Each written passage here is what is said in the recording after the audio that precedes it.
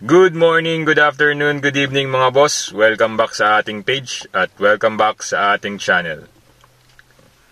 Maraming nag-message sa ating Facebook page at saka sa ating YouTube channel, no? Sa mga kakilala na natin na nag-a-apply din pa abroad at saka mga kaibigan natin na nagtatanong sa atin, no? Kung bakit daw mas pinili natin ang bansang New Zealand compare sa bansang Japan, or kung bakit bansang New Zealand ang napili kong applyan bilang isang factory worker, no? Sa mga hindi po nakakaalam, ako po ay isang ex-factory worker sa bansang Japan na ngayon ay nandito na ngayon sa bansang New Zealand bilang isang factory worker pa rin, ano?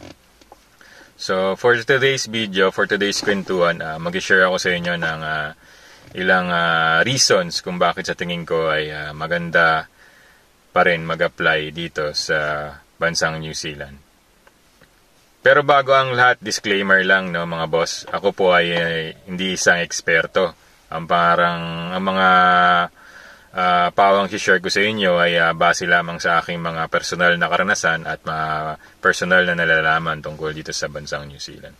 So, reason number 1 natin, mga boss, kung bakit bansang New Zealand na napili nating applyan o puntahan bilang isang factory worker is kasi ang pag-apply dito sa bansang New Zealand ay halos libre.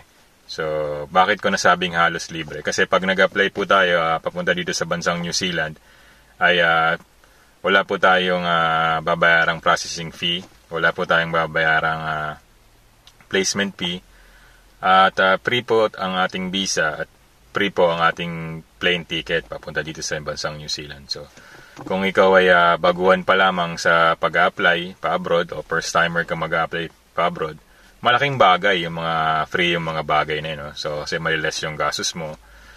At the same time, makakatipid ka. Pero hindi ibig sabihin ay wala na kayong gagastusin. No? Gagastos pa rin tayo syempre sa pag-aayos ng ating mga papeles, mga documents at sa ating mga medical. At syempre yung gastos na rin sa pamasahe pag-apply. So, pangalawang reason guys kung bakit sa tingin ko ay maganda pa rin mag-apply ng trabaho dito sa bansang New Zealand ay yung sweldo, ano? Yung sweldo dito sa bansang New Zealand. So, kung i-compare naman natin yung sweldo dito sa bansang New Zealand compare sa sweldo sa ibang bansa, hindi siya ganun kataasan pero hindi naman ganun kalugi, no? So, tama lang. Sa katunayan na napapabilang ang bansang New Zealand sa isa sa mga bansang malaking magpasahod pagdating sa mga factory workers, no. Sa katunayan ngayong February 2024 ay nagkaroon na naman ng increase ang median wage dito sa bansang New Zealand, naging 31 New Zealand dollar per hour na. So yun ang ating pangalawang reason. Pangatlong reason guys kung bakit sa tingin natin ay maganda pa rin mag-apply ng trabaho dito sa New Zealand. Dito kasi sa New Zealand guys, pinopromote yung work and life balance. So, ako sa aking case, no, kami ay magtatrabaho ng 40 to 60 hours per week. So, most of the time, Monday to Thursday lang ang pasok namin, no, 12 hours. But may times na pinapapasok din kami ng Friday, so maximum 60 hours. So, kung ganyan ang magiging schedule nyo, so 4 days ang pasok, 3 days ang pahinga. So, balance, no? Kumbaga, 4 na araw kang pagod. At the same time, meron kang 3 araw na pahinga kung saan makakabawi ka sa pagod sa trabaho. So, yun, pinopromote dito sa New Zealand ang work and life balance.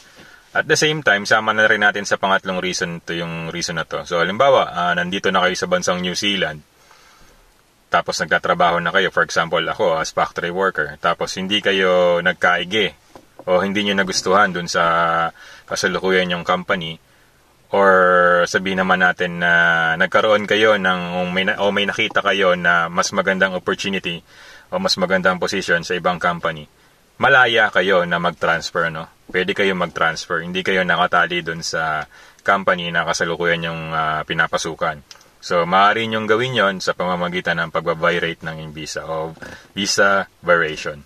So, yun yung ating pangatlong reason. Napakalawang at balanse ang magtrabaho dito sa New Zealand. Meron silang work and life balance. At the same time, kung di kayo magkaigi dun sa previous company nyo, pwede kayo mag-apply sa iba. So, malaking bagay yun guys, no? Ang ating ika-apat na reason guys kung bakit sa tingin ko ay mas maganda pa rin magtrabaho dito sa bansang New Zealand. Dahil yung place itself, no? Kung ikaw ay mahilig sa mga gandang tanawin, mahilig sa nature, no? New Zealand ang the best country para sa iyo. So, kagaya nga ng ating reason number 3, binabalansin nila yung work and life balance. Tapos meron kang 4 na araw na pasok, 3 araw na pahinga. Doon sa 3 araw na pahinga mo yun, pwede kang mamasyal sa iba't ibang lugar, sa iba't ibang magagandang lugar. And halos lahat ng pasyalan dito, halos lahat, libre. So, walang bayad. Hindi katulad sa atin na pag mamamasyal ka, masyadong magastos. Dito, pwede mong puntahan yung mga lugar, mga gandang places ng libre. So, para sa akin, yun yung isa sa mga reasons, no, kung sa tingin ko bakit na maganda pa rin mag-apply dito sa bansang New Zealand bilang isang factory worker. Yung kanilang tanawin at mga scenery. At yung ating pang-5 rason, guys, kung bakit sa tingin ko ay magandang magtrabaho at mag-apply pa rin dito sa bansang New Zealand. Actually, para sa akin, ito yung pinaka-deciding point, itong pang-5 reason natin. No? Kasi, dito sa New Zealand, kahit ikaw ay naka-work visa pa lamang, pwede mo nang isama yung iyong pamilya. For example, ang iyong asawa at ang iyong anak. No? So, alam naman nating lahat na isa sa pinakamalungkot na part ng pagiging isang OFW ay yung aalis ka ng bansa, iiwanan mo yung pamilya mo, no? Magpupunta ka sa abroad, ilang taon mo silang di makikita. Although ako, sa case ko, galing ako sa Japan, no? So every year naman kami nakakauwi, taon-taon, nakakauwi kami. Pero nandun pa rin yung pain sa tuwing ahatid ka sa airport ng pamilya mo, magpapaalam ka, masakit, no? So dito sa New Zealand, kahit na ikaw ay naka-work visa pa lamang, ibig sabihin kahit ikaw ay hindi pa residente, maaari mo silang isama, no? Yung asawa at saka yung anak mo. At hindi basta-basta lang na isasama mo sila, no? So kung saan pwede mo silang isama, at the same time yung partner mo, mister mo, misis mo ay pwedeng maghanap ng trabaho at yung anak mo ay pwedeng mag-aral, no? Dito sa bansang New Zealand. So para sa akin yung isang deciding factor kung bakit maganda mag-apply ng trabaho sa New Zealand. At yun mga boss, no? So yun yung ating 5 reason kung bakit napili natin ang bansang New Zealand. At sa tingin ko ay maganda pa rin mag-apply ng trabaho dito sa bansang New Zealand. So, sana nakapagbigay sa inyo ng value itong video na to at nakatulong sa inyo na makapag-decide kung mag-apply ba kayo dito sa bansang New Zealand. Lalong-lalo na sa mga kaibigan ko na nagtatanong kung bakit bansang New Zealand ang pinili natin compare sa Japan. Ano? Ayun mga boss, kung nakipagbigay sa inyo ng value ang ating video na to, please like and share this video at paki-follow na rin ang ating Facebook page and also paki-subscribe sa ating mga YouTube channel and abangan nyo yung mga iba pang video na i-upload natin tungkol dito sa bansang New Zealand. So yun lang boss, maraming salamat sa lahat. God bless.